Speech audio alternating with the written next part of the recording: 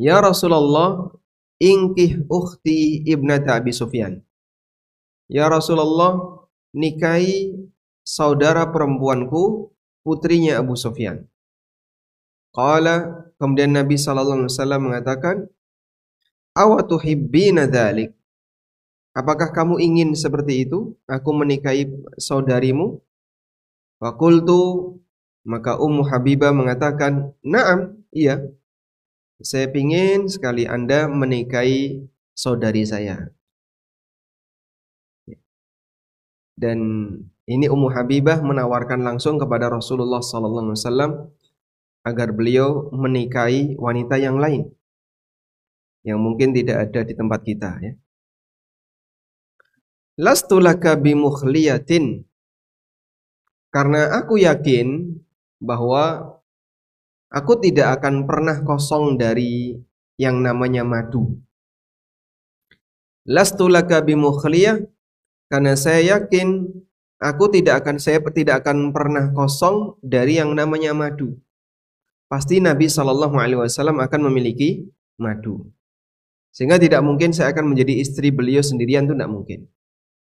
Wa habbu man syarakani fi khairin ukhti, dan aku ingin yang bisa menjadi maduku dalam kebaikan ketika menjadi istrinya Nabi Shallallahu Alaihi Wasallam adalah ukhti, saudaraku sendiri. Faqala Nabi sallallahu alaihi wasallam, kemudian Nabi sallallahu alaihi wasallam menjelaskan, inna dzalika la yahillu li. Sesungguhnya itu tidak halal bagiku. Sebab Allah Subhanahu wa taala melarang, wa an tajma'u bainal ukhtaini illa ma qad salaf. Dan kalian tidak boleh menggabungkan dua wanita yang bersaudara untuk menjadi istri kalian dalam satu ikatan pernikahan illa ma qad salaf, kecuali kejadian di masa silam. Yang itu terjadi di zaman jahiliyah. Sehingga orang jahiliyah, misalnya dia menikahi kakaknya, nanti dia bisa nikahi adik-adiknya. Sehingga kadang satu orang dia menjadi suami untuk 3 atau 4 kakak beradik, semuanya perempuan. Qalat, kemudian Ummu Habibah mengatakan, fa inna nuhaddatsu, kami dapat kabar, annaka turidu an tankiha binta Abi Salamah, bahwa Anda mau menikahi putrinya Abu Salamah. Qala, Nabi SAW balik bertanya, bintu Ummi Salamah, putrinya Abu Salamah yang merupakan anaknya Ummu Salamah? Faqultu na'am, kata Ummu Habibah, iya. Faqala, kemudian Nabi SAW mengatakan, innaha law lam takun rabibati fi hijri. Bintu Ummi Salamah itu adalah robibah bagiku, anak tiriku, fi hijri, yang aku asuh. Ma halat li, maka tidak halal bagiku. Innaha labnatu akhi minar radha'ah. Di samping itu, putrinya Abu Salamah ini adalah anak dari saudaraku sepersusuan, yaitu Abu Salamah. Arda'atni wa Aba Salamah Suwaibah. Suwaibah menyusuiku dan juga menyusui Abu Salamah. Maka antara Nabi SAW dengan Abu Salamah itu saudara sepersusuan.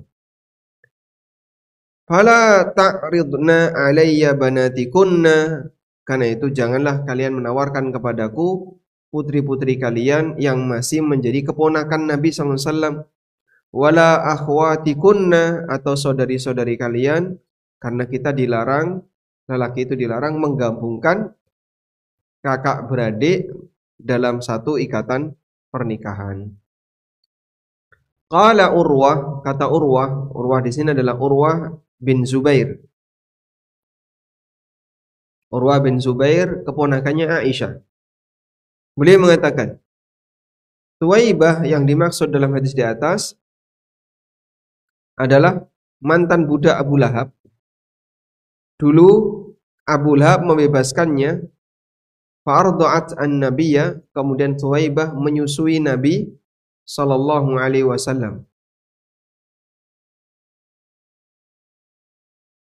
Falamma mata Abu Lahabin,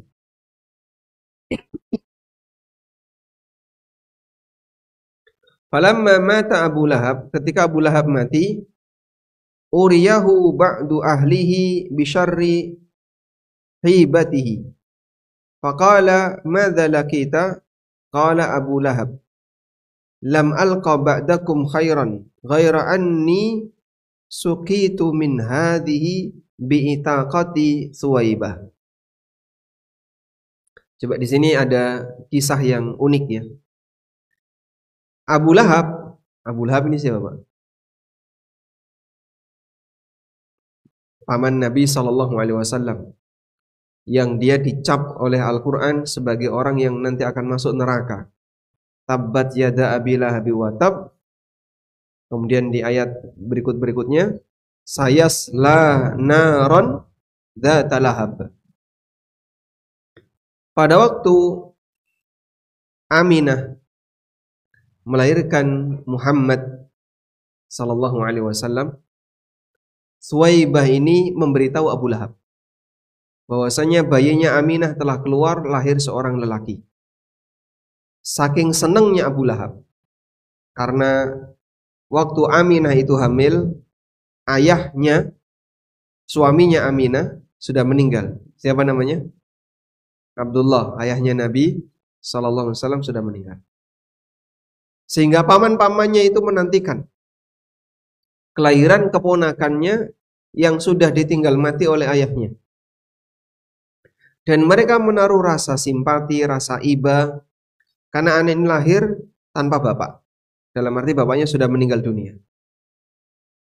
Akhirnya pada waktu Nabi Muhammad SAW lahir, orang yang pertama kali ngasih info Thuwaibah. Yang pertama kali ngasih info ke Abu Lahab, Thuwaibah. Saking gembiranya Abu Lahab, Thuwaibah langsung dimerdekakan. Nah, kemudian Thuwaibah menyusui Nabi sallallahu alaihi wasallam. Ketika Abu Lahab meninggal, uriyahu ba'du ahlihi bisyarri hibatin. Sebagian keluarga beliau mimpi. Dia melihat apa yang terjadi pada Abu Lahab, di mana dia mendapatkan hukuman yang sangat buruk. Qala, kemudian dia ditanya, "Madza laqita?" Apa yang kamu lihat? Qala Abu Lahab, saya melihat Abu Lahab. Lam alqa ba'dahum, orang ini bertanya kepada Abu Lahab, "Madza laqita?" Apa hukuman yang telah kau jumpai? Qala Abu Lahab mengatakan, lam alqa ba'dakum khairan. Setelah aku mati, aku sama sekali tidak mendapatkan kebaikan. Ghaira, selain anni suqitu min hadhihi bi'itaqati Thuwaibah. Aku diberi minum min hadhihi, dari ini, wallahu alam, apakah air yang dimaksud, bi'itaqati Thuwaibah, karena aku telah membebaskan Thuwaibah. Di mana Thuwaibah ini yang menyusui Rasulullah sallallahu alaihi wasallam.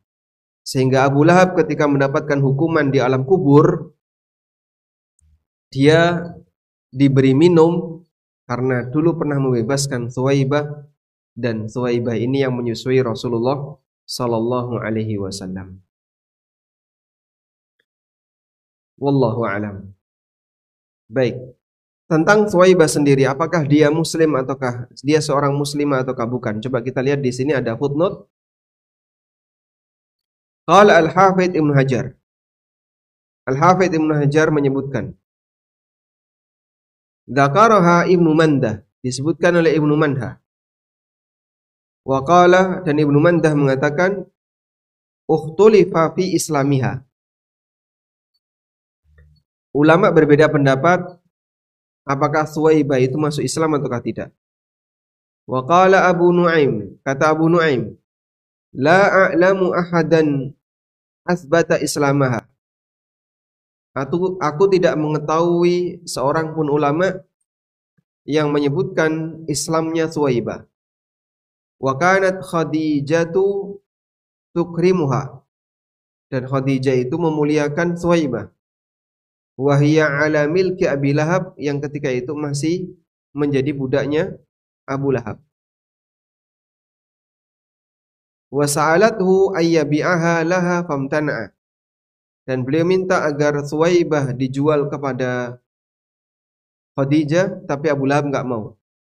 Falamma hajara Rasulullah sallallahu alaihi wasallam a'taqaha Abu Lahab, ketika Nabi sallallahu alaihi wasallam hijrah, dibebaskan oleh Abu Lahab, dan Rasulullah sallallahu alaihi wasallam yab'atsu ilaiha bi silatin wa kiswah, dan Nabi sallallahu alaihi wasallam terkadang memberikan hadiah kepada Thuwaibah dan pakaian kepada Thuwaibah, hatta ja'al khabar annaha matat, sampai ada berita bahwa Thuwaibah telah meninggal pada tahun ke-7 Hijriah setelah pulangnya Nabi SAW dari Khaybar. Maka kalau dari keterangan ini berarti pembebasan Thuwaibah itu jauh setelah lahirnya Nabi SAW. Thuwaibah baru dibebaskan ketika hijrah, bukan ketika dia memberi info lahirnya Nabi sallallahu alaihi wasallam. Tayyib. Sekarang kita akan berbicara tentang masalah mahram. Penjelasan mahram itu disebutkan oleh Allah Subhanahu wa taala dengan lengkap di surat An-Nisa, yaitu tepatnya di mana itu, Pak? Akhir dari juz 4. Surat An-Nisa ayat 23. Hurrimat alaikum ummahatukum wa banatukum wa akhawatukum wa ammatukum, sampai akhir ayat. Inilah ayat yang menjadi panduan tentang siapa saja yang menjadi mahram kita. Selanjutnya, kita tidak sedang menafsirkan ayat ini, langsung saja kita akan berikan pengertian tentang masalah mahram. Sebutan yang benar itu mahram, bukan muhrim. Bedanya apa, Pak? Bedanya apa antara mahram dan muhrim? Kalau muhrim ini artinya orang yang ihram. Saya muhrim berarti saya orang yang sedang ihram. Bukan muhrim berarti bukan orang yang sedang ihram. Kalau mahram, nah inilah tema yang sedang kita bahas. Maka jangan sampai jadi orang yang terlalu gagap istilah sehingga sampai salah dalam penyebutan mahram dikasih nama muhrim.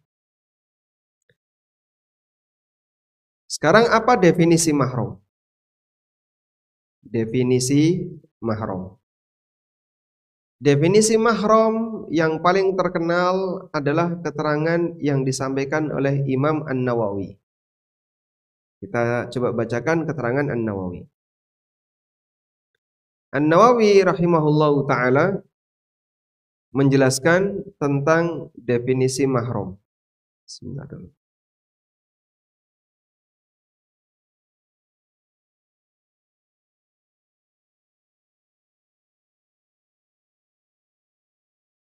Nah,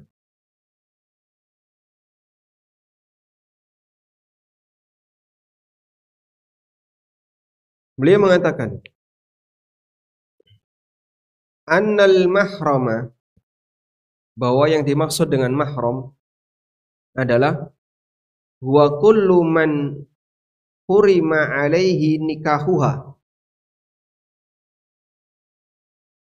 semua orang yang haram untuk dinikahi. Mahram adalah semua orang yang haram untuk dinikahi.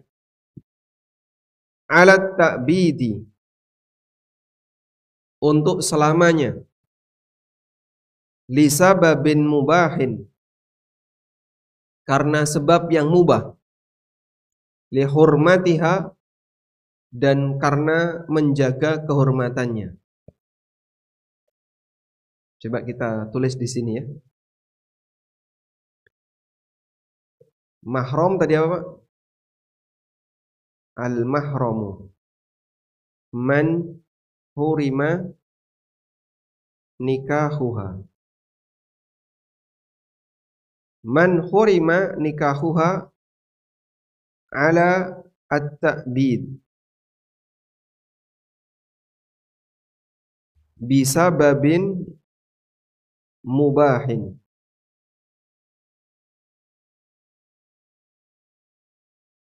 Man hurima nikahuha ala ta'bidi bisababin mubahin lihurmatiha. Coba kita cek lagi.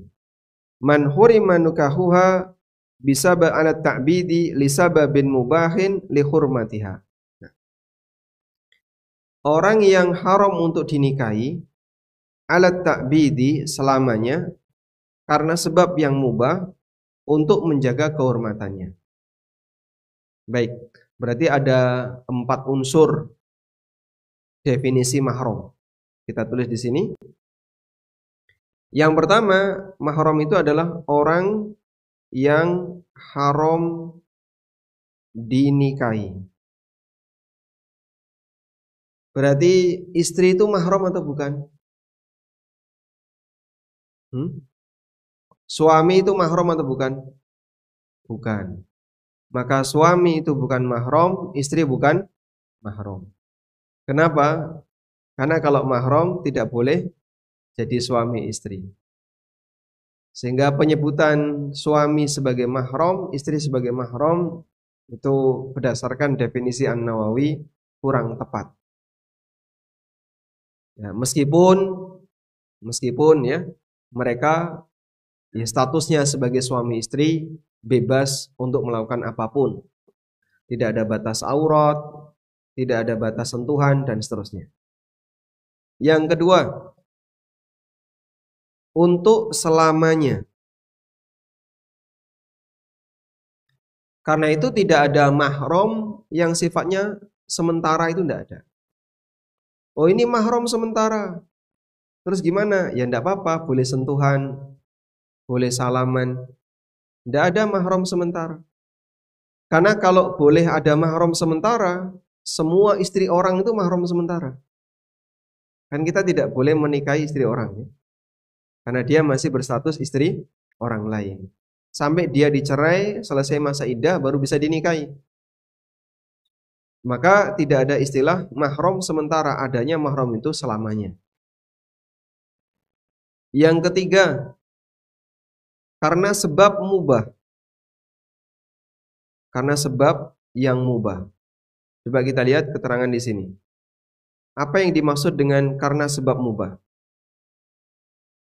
Lisababin mubah, karena sebab yang mubah, ihtirazan min ummil mautu'ati bisyubhatin wa bintiha. Fa innahu haramun ala ta'bid, lakin la lisababin mubah. Fa inna wad'a syubhati la yusafu bi annahu mubahun. An-Nawawi ngasih batasan karena sebab mubah. Sebab ada kasus di mana dia jadi mahram abadi, tapi bukan karena sebab mubah. Yaitu begini kasusnya. Kasusnya kayak gini.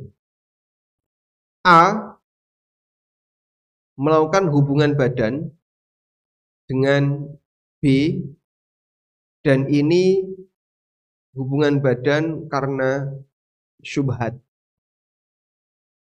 Hubungan badan karena syubhat. Hubungan badan karena syubhat artinya itu sebenarnya haram, tapi A nggak tahu dan B juga nggak tahu. Misal, mereka nikah padahal saudara sepersusuan. Padahal saudara sepersusuan. Sehingga mereka tidak tahu. Akhirnya setelah diberitahu, "Loh, kamu sama istrimu ini pernah saya susui." Ada seorang wanita yang lapor misalnya, "Kamu sama istrimu itu sama-sama pernah saya susui." Berarti keduanya saudara sepersusuan. Padahal sudah terjadi hubungan badan. Maka hubungan ini namanya hubungan syubhat. Nah, status wanita ini disebut oleh An-Nawawi dengan al-mautu'ah bisyubhatin. Wanita yang melakukan hubungan badan dengan seorang lelaki bisyubhatin karena kondisi syubhat. Jadi itu tidak sah, tidak halal, tapi pelakunya tidak tahu. Itu namanya apa? Syubhat. Nah, kemudian muncul pertanyaan. Terus bagaimana dengan ibunya B? B ini kan punya ibu. Apakah ibunya B ini mertuanya A? Karena kalau mertua jadinya apa? Mertua itu mahram bukan? Mahram. Bukankah mertua itu mahram? Nah, sekarang jadi pertanyaan adalah bagaimana dengan ibunya B? Ibunya B, apakah dia mertua bagi A? Yang kalau mertua statusnya mahram. Para ulama mengatakan bukan mertua. Kenapa bukan mertua? Karena pernikahan A dengan B itu pernikahan yang batal. Sebab dia saudara sepersusuan. Dan nikah yang batal maka tidak bisa menyebabkan hubungan kemahroman dengan mertua. Nah, kalau bukan mertua berarti kan A dengan ibunya B bukan mahram. Iya. Namun boleh nggak A nikahi ibunya B? Kan dia bukan mahram. Jawabannya tidak boleh.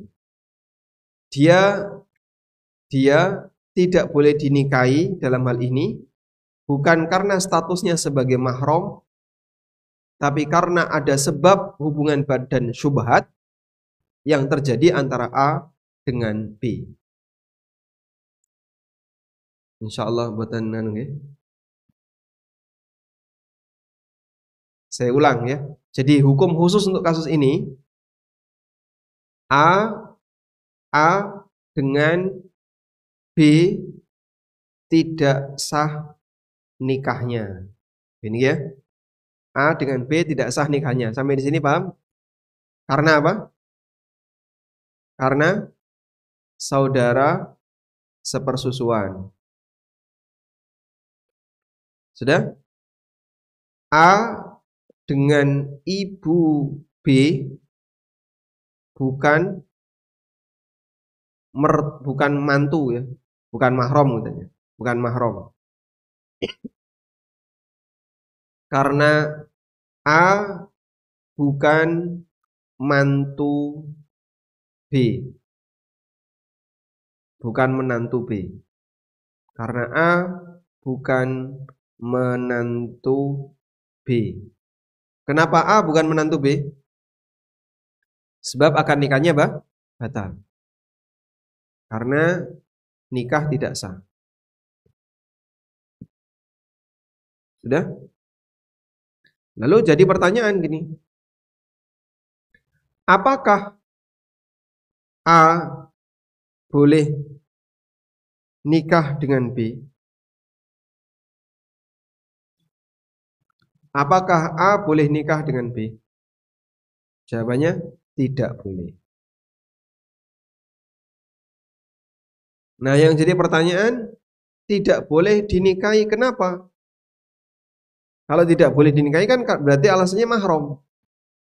Bukan karena mahram, tapi karena ada sebab hubungan badan syubhat antara A dengan B. Tidak boleh, tapi bukan karena alasan mahram, namun karena hubungan syubhat tadi ya, nggak jelas antara A dengan B. Baik. Yang ketiga, batasan yang ketiga, lihurmatiha, karena kehormatannya. Sekarang coba kita lihat keterangan An-Nawawi. Lihurmatiha, karena kehormatannya. Ihtirazun minal mula'inah, fahiya haramun ala ta'bid la lihurmatiha bal taghlidhan alaihima. Agar orang yang berpisah karena li'an itu tidak masuk dalam hal ini. Jadi begini, X nikah dengan Z, lalu mereka melakukan li'an. Li'an niku napa Pak? Biar saya nggak perlu ulang. Saling melaknat karena X tidak mengakui anaknya Z. Z hamil, tapi X tidak mau mengakui. Ini bukan anak saya. Karena ini bukan anak saya, berarti kamu zina dengan orang lain. Dalam posisi ini, X menuduh istrinya berzina. Kalau dia tidak ingin mengakui anaknya, maka dia harus laporkan ke pengadilan. Maka nanti pengadilan akan melakukan proses li'an. Nah, ketika li'an itu dikabulkan, maka setelah li'an dikabulkan, setelah li'an, maka X dan Z dipisahkan selamanya. Dipisahkan selamanya dan tidak boleh balikan. Tidak boleh balik dengan nikah lagi maupun apapun caranya. Dipisahkan selamanya. Sehingga dalam hal ini X dan Z sudah tidak bisa nikah lagi. Maka Z haram dinikahi X, haram dinikahi X bukan karena mahram, tapi karena taghlidhan. Kalau An-Nawawi menyatakan bal taghlidhan alaihima, tapi karena menghukum keduanya. Tapi karena hukuman.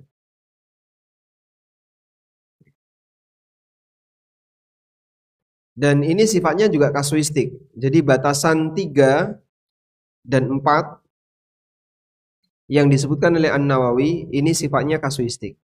Kalau batasan umumnya ini, mahram adalah orang yang tidak boleh dinikahi selamanya. Sementara yang tadi sifatnya kasuistik. Selanjutnya, mahram atau sebab mahram. Sebab mahram ada 3.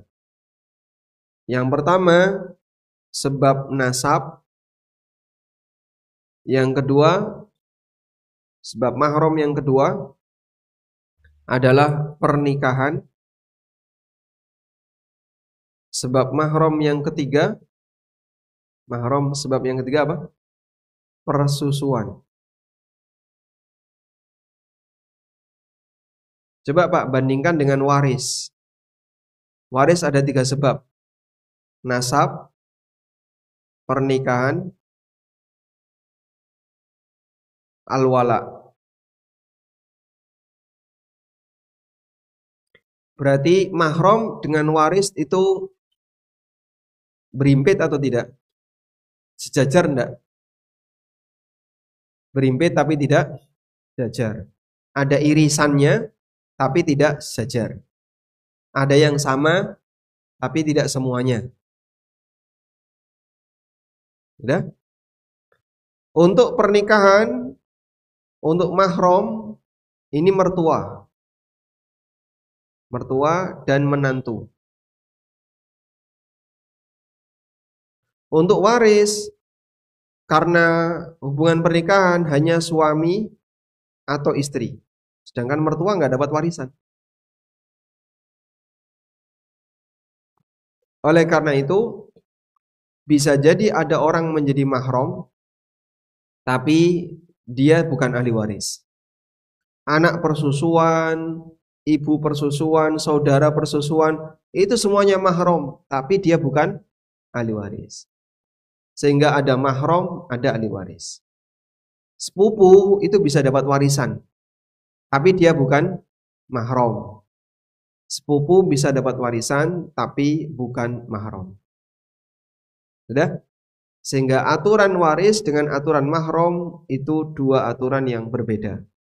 Ada ahli waris sekaligus mahram seperti anak, bapak, orang tua, anak, kakek, dan seterusnya. Ada ahli waris yang bukan mahram. Ahli waris yang bukan mahram, contohnya apa? Coba ini kita tulis ya. Kombinasi. Kombinasi. Mahram dan ahli waris plus ahli waris. Contohnya mahram sekaligus ahli waris. Contohnya anak, ortu, dan seterusnya ke atas dan ke bawah. Kombinasi yang kedua, mahram tapi bukan ahli waris, minus ahli waris. Contohnya ya, mertua, betul sekali ya.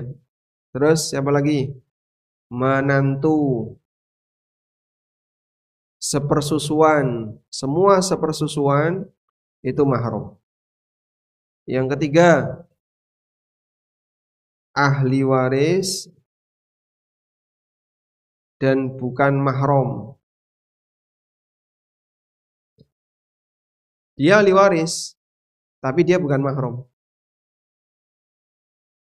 Ya, sepupu, anaknya paman, itu bisa jadi mahram, bisa jadi ahli waris, tapi bukan mahram. Baik. Selanjutnya kita akan merinci mahram. Berapa menit lagi ini?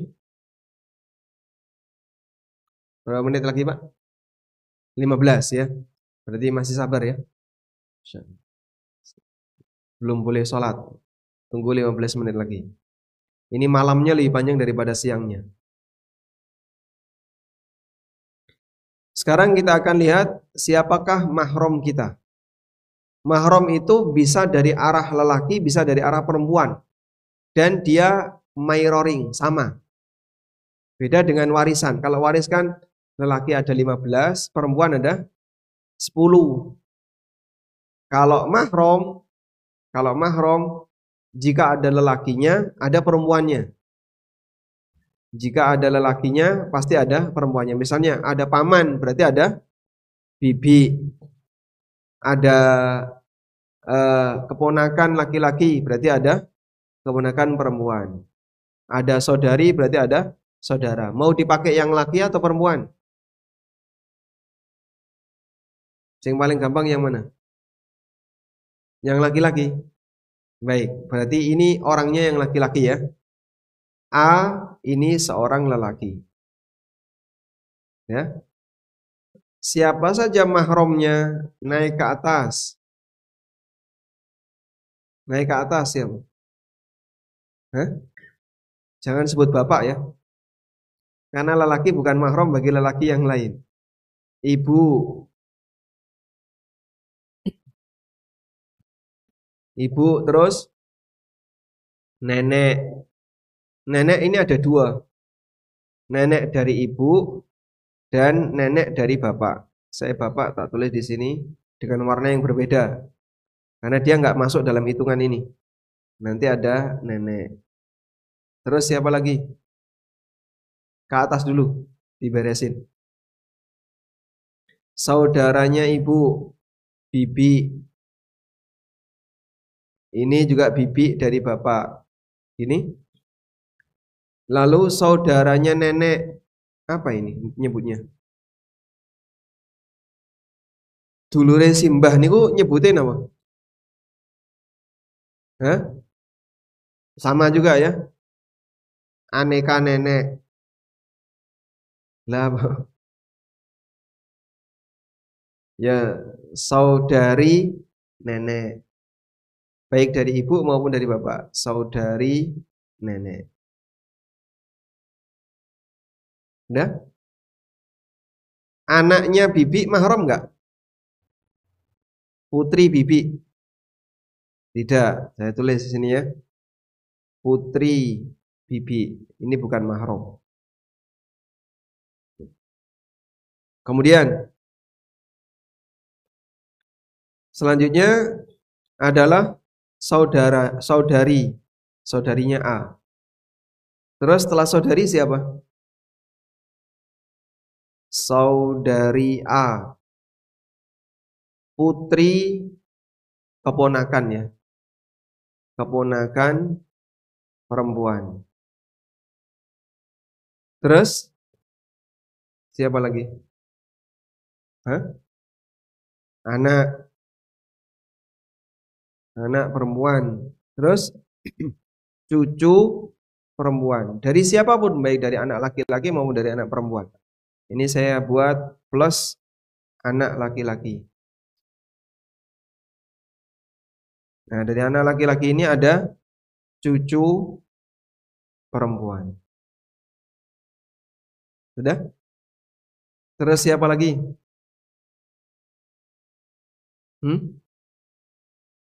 Buyut. Wah, iki wis ora cukup. Hmm. Nggone wis ora cukup. Kalau nduwur-nduwur ditulis kabeh, engko cangga, udeg-udeg gantung siwur dihitung kabeh ya, kepanjangan ya. Nah, sampai sini aja, sampai nenek aja, jarang yang atas-atasnya masih hidup. Terus mana lagi? Setelah ini? Hmm? Anaknya cucu. Ya buyut. Iya, nanti kejauhan. Hmm. Nanti belum. Nasab dulu. Ada lagi nggak? Anak keponakan perempuan. Anak keponakan perempuan ini juga mahram. Jadi nyebutannya cucu keponakan. Cucu perempuan tapi dari keponakan. Itu juga mahram. Sudah? Baik. Sekarang coba kita hitung ya. Kita hitung. Yang dari dekat dulu. Satu. Terus dua.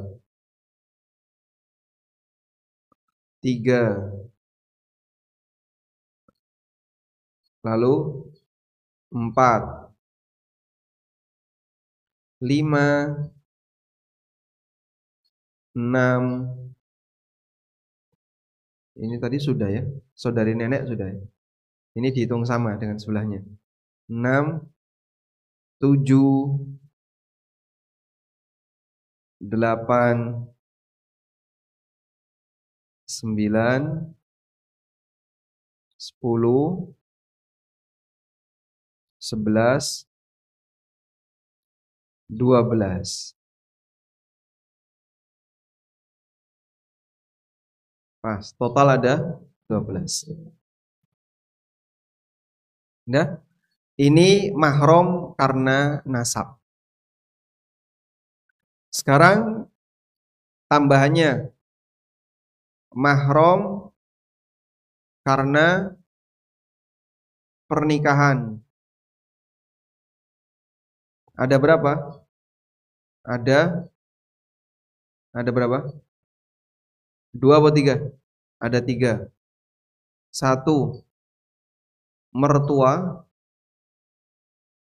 2 menantu, 3 anak tiri.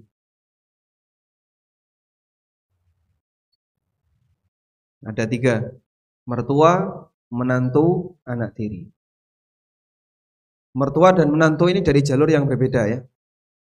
Misalnya saya punya mertua dan masih hidup, lalu anak saya menikah. Maka saya juga punya menantu. Orangnya beda ya. Sehingga kita tulis berbeda, mertua dan menantu. Maka totalnya jadi 12 tambah 3, 15. Ada 15 mahram. Sehingga yang karena nasab ada 12, pernikahan karena pernikahan ada 3. Sekarang mahram karena persusuan. Mahram karena persusuan itu sama dengan mahram nasab. Jadi ini 12, ini juga 12. Yang pernikahan karena persusuan tidak dihitung. Tahrumu minan nasab ma tahrumu minar radha'ah. Yang jadi mahram karena nasab itu sama dengan tahrum minar radha'ati ma tahrum minan nasab. Yang jadi mahram karena persusuan itu sama dengan mahram karena nasab. Jumlahnya ada 12, seperti yang kita sebutkan di atas. Jadinya gimana Pak yang persusuan itu? Ya semua ini tinggal nambahi sepersusuan gitu aja ya. Anak perempuan sepersusuan, keponakan sepersusuan, saudari sepersusuan, tinggal nambahi itu aja. Sama persis seperti ini. Sebab dengan adanya persusuan, maka nanti nyenggol kanan kirinya. Semuanya jadi mahram. Wallahu a'lam. Sehingga total mahram ada 27. Nah, total mahram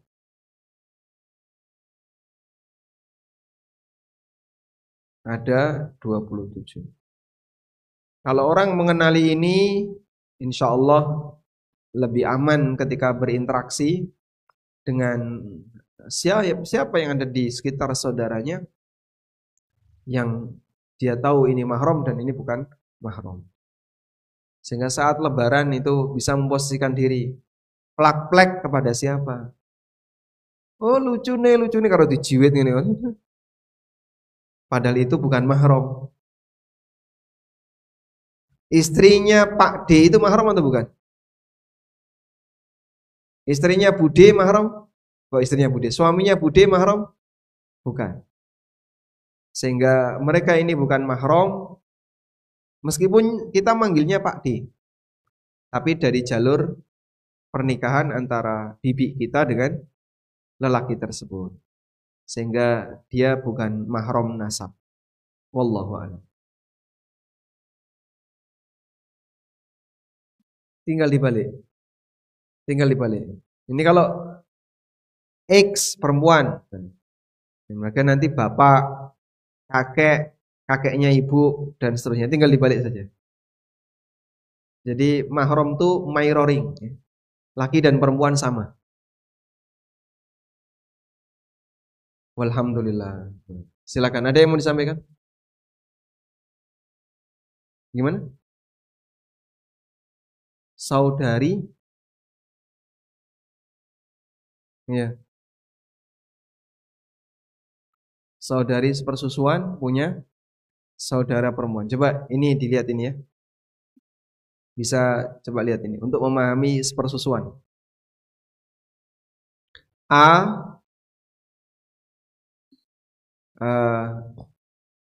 ini ada keluarga ya. Misalnya P dan Q punya 3 anak atau punya 5 anak. Laki, perempuan, ya. A ini seorang bayi. Atau gini aja, A dan B ini punya 3 anak, C, D, E. Ini laki, perempuan, laki. D disusui oleh P. Pilih Melayu kaduan. Ini kejauhan ya. D disusui oleh Ki. Ketika D disusui oleh Ki, maka D itu seperti dipasang di sini. Nah, proyeksinya kayak gitu. Ketika D disusui oleh Ki, maka seperti diproyeksikan ini. Nah, udah lanjutkan sendiri. Berarti mahramnya D siapa saja? Semua ini. L ini mahramnya D. P juga mahramnya D. Nanti atasnya P, bawahnya P, kanan P. Lalu ini anaknya L. L kalau punya anak laki-laki jadi keponakan dari D. Tinggal taruh aja di sini sudah. Selesai sudah.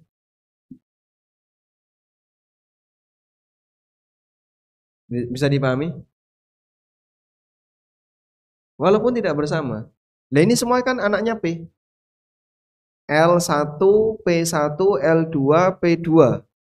Ini semua adalah anaknya P. Ini saya ganti huruf aja ya. Saya ganti huruf. P, Q, R, apaan?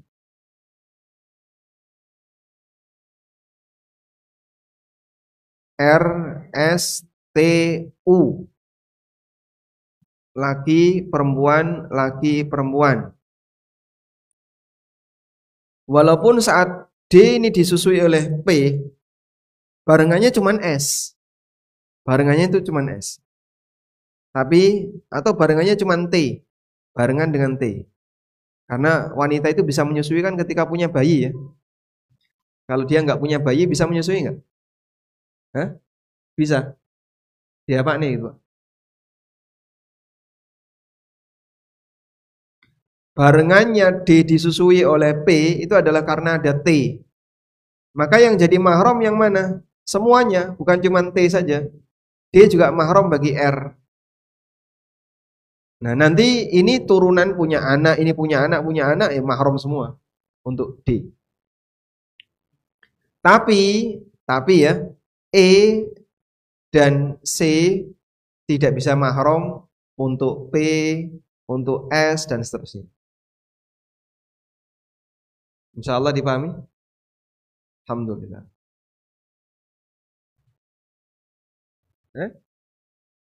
Cukup mumet. Insya Allah buatan kak ini. Insya Allah tidak. Baik. Baik. Demikian yang bisa kita sampaikan. Semoga bermanfaat. Wassallallahu ala nabiyyina Muhammadin wa ala alihi wa sahbihi wa sallam. Wa akhiru da'wana anil hamdulillahi rabbil alamin. Subhanakallahumma wa bihamdika asyhadu an la ilaha illa anta astaghfiruka wa atubu ilaik. Wassalamualaikum warahmatullahi wabarakatuh.